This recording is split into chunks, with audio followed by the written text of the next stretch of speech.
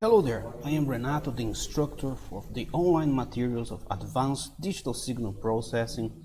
This is a course offered by Professor Schuller at the UMNL University of Technology, different master's degree programs, and this is our last notebook. We will talk about prediction.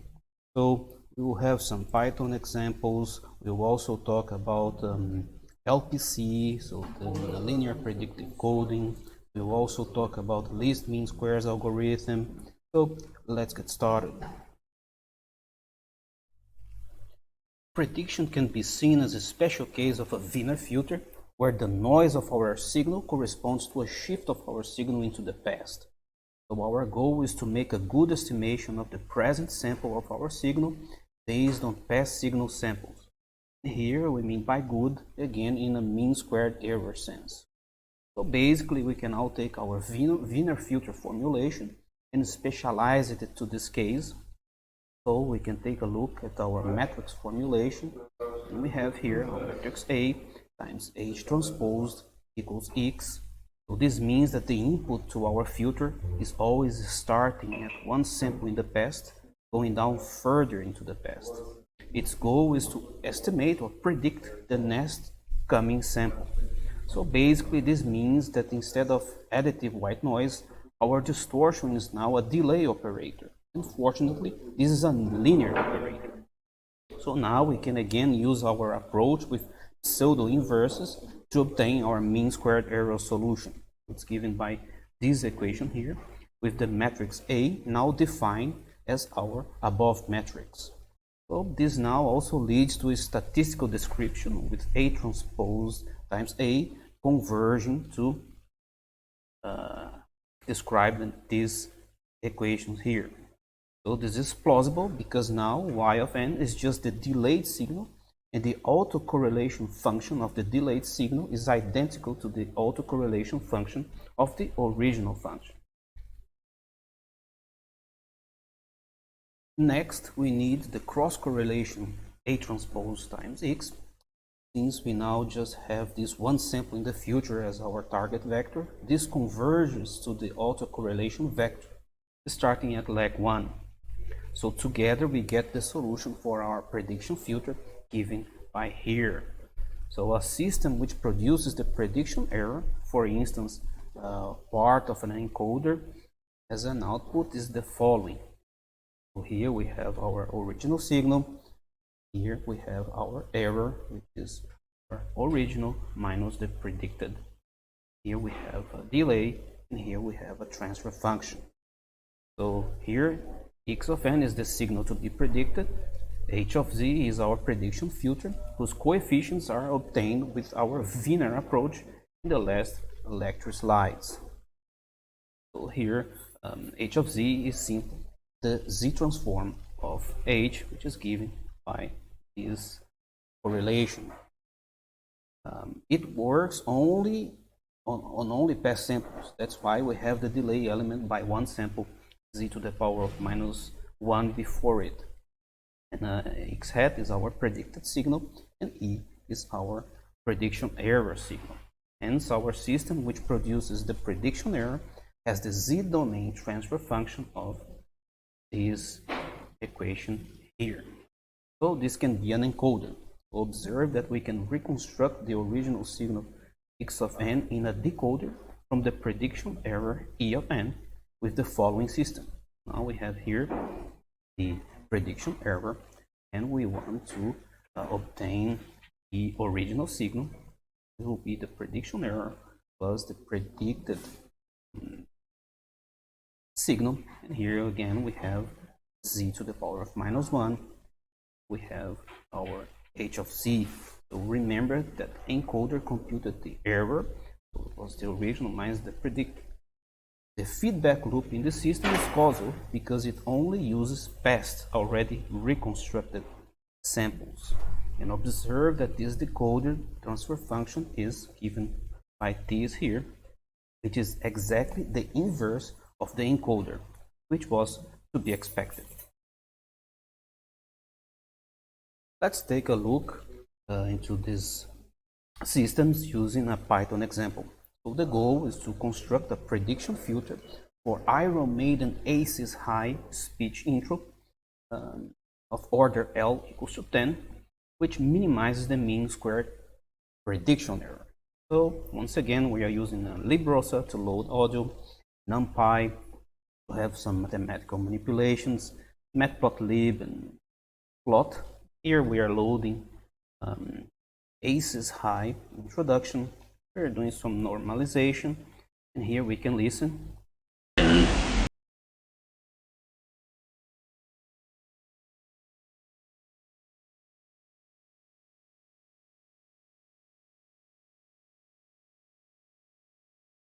This original signal looks like. Now we can make X a matrix, and then we transpose it, what we're doing here, and we are also constructing our matrix A from X. So this is what we are doing here. Then we are constructing our desired target signal D, one sample in the future. We start with the first 10 samples already in the prediction filter, then the 11th sample is the first to be predicted. And this is what we are doing here. And here we are computing the prediction filter. We have here coefficients of our prediction filter.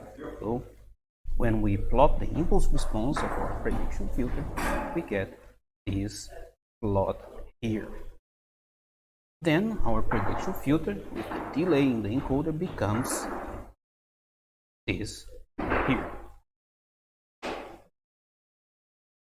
The predicted values are now obtained by applying these coefficients as an FIR filter. So we are using SciPy signal L filter. We're applying the X original signal, filter coefficients, and we can plot the predicted values on top of the original signal values. And we can see how accurate our prediction is. Have this waveform here. Our corresponding prediction error filter, which is in the encoder, is given by this transfer function.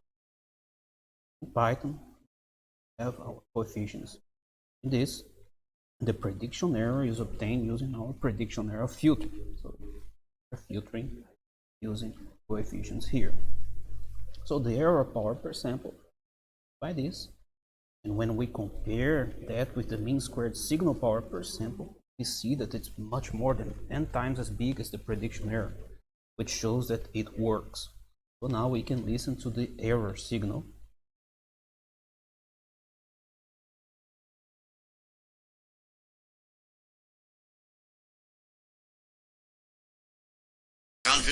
And we can take a look at the signal and its prediction error.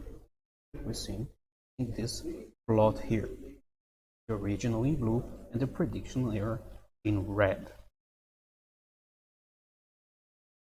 The decoder uses the reverse filter structure here, hence we use the following filter command to generate the reconstructed signal. You can see here the original and the reconstructed in red. We can also listen.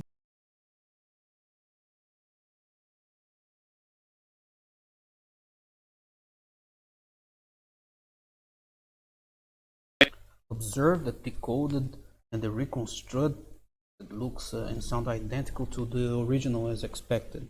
This means we can indeed use it in an encoder and decoder setting. Again, we can use the numerical optimization of PyTorch instead of our closed form solution from Wiener and a convolution layer. So we can use the mean squared error as a minimization criterion or the loss function. And in this case, it does not differ from the target of the closed form formulation, and hence we obtain very approximate solution. So here the desired target signal Y is the audio input X, but one sample in the future. So we're doing here importing PyTorch. We are using a librosa to load audios, matplotlib plot. Here we are defining our filter length. Here we are using dilatations upsampling the filter impulse response. The new filter length will be L minus 1 times dilatation plus 1. Here's a function to convert a vector like a mono audio signal into the shape that PyTorch expects. Here we are defining our model. We have a convolutional layer, one input channel, one output channel, kernel size equals to L, stride equals 1, and the dilatation equals to the dilatation that we define here is equals to 1, and the padding is the dilatation times L minus 1. We are not using any bias. And here we define our forward function. So then we are loading Iron Maiden, aces high, do some normalization, and we have here the audio signal to predict. So we shall go on to the end. Once again, we shall fight in front. Is the aces high introduction speech. Now we are defining our loss function, which is the mean squared error, and here we are using the Adam optimizer, and we start training our model. And this here is the result. So we have here the original and the predicted signals. We have the original and the prediction error, and here we have the weights, and we see that is very similar to what we obtained using the Wiener closed form solution. Here we have. We shall go on to the end. We shall fight in France. We shall fight on the seas and oceans. We shall fight. Predicted signal. The previous example calculated the prediction coefficients for the entire speech file. But when we look at the signal waveform, we see that its characteristics and its statistics changing. It's not stationary. Hence, we can expect a prediction improvement if we divide the speech signal into small pieces for the computation of the prediction coefficient, pieces which are small enough to show a roughly constant statistic. In speech coding, these pieces are usually of length of 20 milliseconds, and this approach is called linear predictive coding. Here, the prediction coefficients are calculated usually every 20 milliseconds and then transmitted alongside the prediction error from the decoder. This also has the advantage that it needs no training set and computes the coefficients from the actual samples in the current block. Observe that this is also needs a very fast optimization, and we will use our closed form solution. Here is our Python example for the LPC. So our speech signal will be sampled at 32 kHz, hence a block of 20 milliseconds has 640 samples. We will use SciPy signal to do filtering, matplotlib to plot, numpy for other mathematical calculations. Once again, we use the same Iron Maiden aces high speech, normalize it. We shall go on to the end. We shall fight in France. We shall fight on the seas and oceans. This will be the length of the predictor. We initialize the prediction error, calculate the total number of blocks, have a memory state for a prediction filter. We build a matrix A from blocks of length of 660 samples, and we construct our desired target signal D, one sample in the future, and we compute the prediction filter. So here we can see now the mean squared error now. This value we can compare with the mean squared signal power. This signal to error ratio very big. We can listen to the prediction error.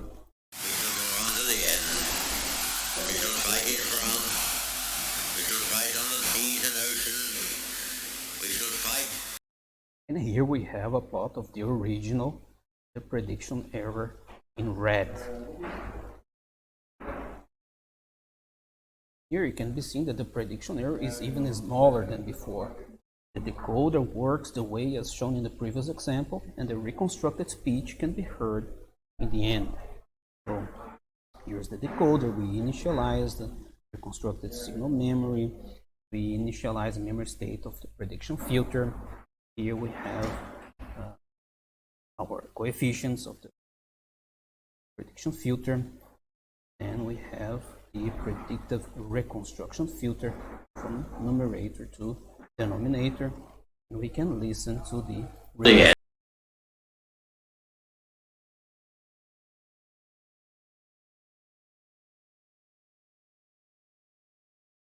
LPC type coders are, for instance, speech coders, where usually 12 coefficients are used for the prediction and transmitted as side information every 20 milliseconds. The prediction error is parameterized and transmitted as parameters with a very low bit rate. So this kind of system is used, for instance, in most digital cell phone systems.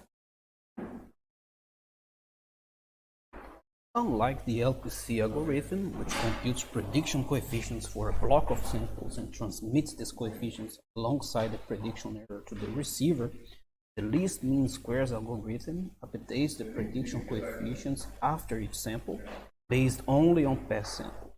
Here, we need the assumption that the signal statistics does not change much from the past to the present. Since it is based on the past samples, which are also available as decoded samples at the decoder, we do not need to transmit the coefficients to the decoder. Instead, the decoder carries out the same computations in synchrony with the encoder. Instead of a matrix formulation, we use an iterative algorithm to come up with a solution for the prediction coefficients h, the vector which contains the time-reversed impulse response. To show the dependency on the time n, we now call the vector of prediction coefficients hm with this equation here. And again, we would like to minimize the mean quadratic prediction error with the prediction error it's original signal minus the predicted.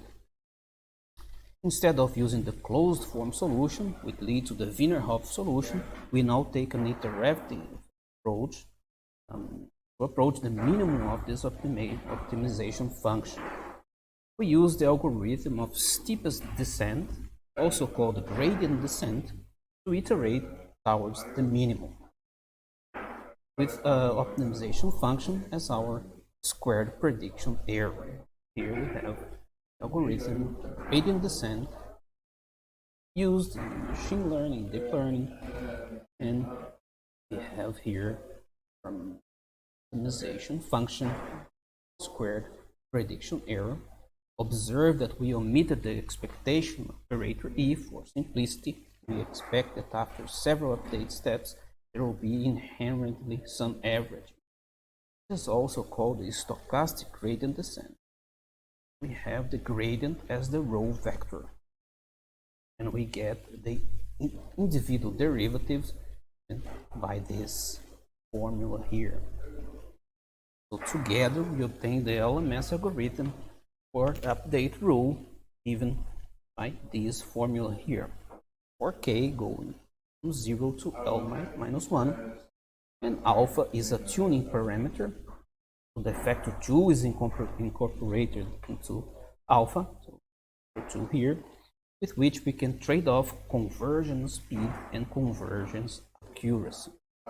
A derivation or computation of the alpha value can be found in the lecture slide set 15 of our lecture Multirate Signal Processing. So in vector form, this LMS update rule is given by this. And here we have coefficients, we have alpha, we have error, or original signal. This will date the h of n. Observe that we need no matrices or matrices inverses in this case, just the simple update rule, and it still works. It still converges to the correct coefficients. For the prediction coefficients h, we have something like a sliding window of the past L samples x of n of our signal. For mu, there are different recipes. For instance, the So-called normalized LMS uses the inverse signal power as alpha. The signal power is 1, then alpha can be 1. But in general, it is subject to hand tuning and trial and error. We also have a LMS Python example, and we also use Iron Maiden Aces High. Here is. We shall go on to the end. We shall fight in France. We shall fight on the seas and oceans. We initialize here with zeros error or H coefficients, and we have zero starting values folder. Here we have prediction error and filter using the vector of the time reversed impulse response, and here is the update rule according to the definition we just mentioned before. Is the update rule here. So then we have the mean squared prediction error. It's calculated here, and we can listen to the error. We shall go on to the end. We shall fight in France. We shall fight on the seas and oceans. And here's the comparison plot of the original signal to the prediction error. No signal in blue, and the prediction in red. And we observe that the prediction error is bigger than in the LPC case, but we also don't need to transmit the prediction coefficients as side information. So the comparison plot of the original to the prediction error can be seen here. But for the decoder, we get the reconstruction. That's what we're in here, decoder. But we have some problem. In the decoder, we need to pay attention to the sensitivity. So when we start here, there's the update rule. We initialize with zeros, but we find some minus infinity here, very big values. So this is the reconstructed signal. So in the decoder, the sensitivity of the decoder for transmission errors, and the code for the decoder, the LMS update for the predictor H, we need its rec instead of X, since X is not available in the decoder. And the slightest computation errors, for instance rounding errors, are sufficient to make the decoder diverge and stop working after a few syllables of the speech. We see that the computed prediction coefficients differ in the last digits between the encoder and decoder, which is enough for increasing divergence between encoder and decoder until the decoded signal explodes, becomes huge from instability. So this shows that the LMS is very sensitive to transmission errors. To avoid these, the computation errors, we need to include quantization in the process.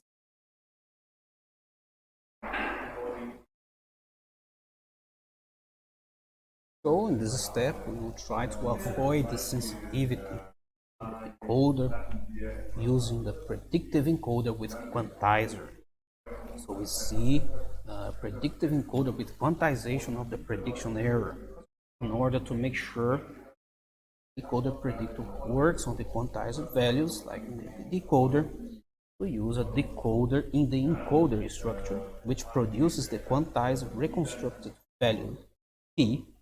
The function Q here include both quantizer and the dequantizer.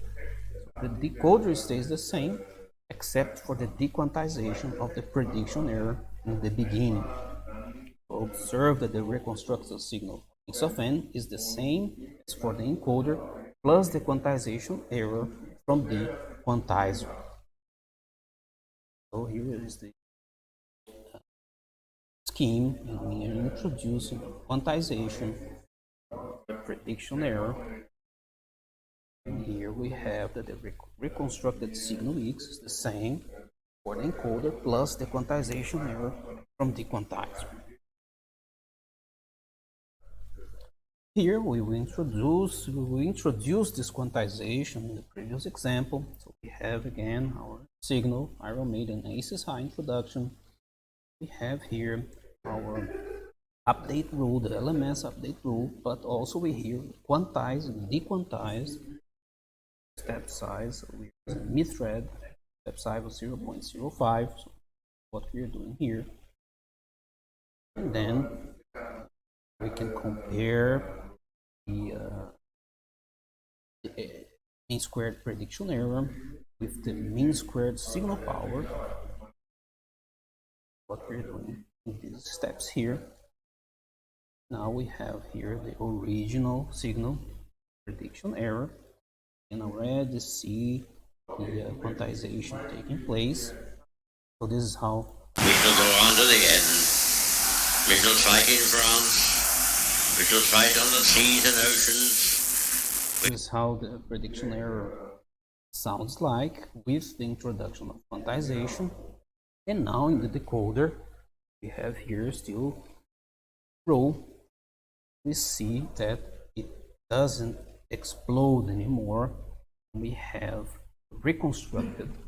So we shall go on to the end. We shall fight in France. We shall fight on the seas and oceans. We shall fight. So this is the reconstructed signal. Because of the quantization, the prediction error now clearly increased. The signal is now fully decoded, even with quantization at all, with a little noise. Was to be expected. But we can avoid the noise by reducing the quantization step size. Observe that this structure for the decoder in the encoder also applies to other prediction methods. So we've seen here how we can introduce quantization with this scheme of a decoder in the encoder, and we can now fully get the reconstructed signal. And there's a trade-off. We have some quantization noise in the prediction error, and this is we can try to minimize this noise by reducing the quantization step. And that's it for the LMS with Quantizer using Python. We reach the end of our notebook and the end of this course.